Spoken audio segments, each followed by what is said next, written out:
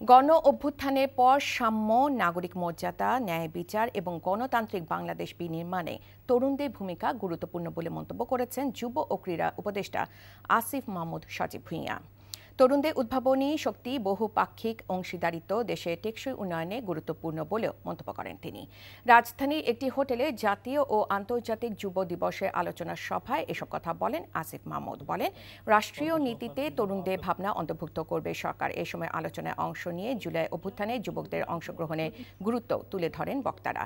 ভবিষ্যৎ বাংলাদেশে তরুণদের অংশগ্রহণ নিশ্চিত করছে সরকার বলেও জানিয়েছেন যুব ও ক্রীড়া উপদেষ্টা। গণঅভ্যুত্থানের ফলে যে নতুন বাংলাদেশের স্বপ্ন ও সম্ভাবনার সৃষ্টি হয়েছে, সেই নতুন বাংলাদেশ গড়ার ক্ষেত্রেও তরুণদের চিন্তাভাবনাকে প্রাধান্য দিতে চায় সরকার।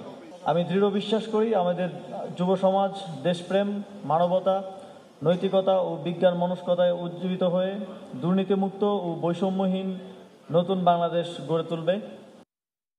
বান্ডেল থাকলে প্রতি সেনমানিতে টাকা বাঁচবে। বিকাশ সেনমানি বান্ডেল কিনে জিতুন প্রতি লেনদেনে।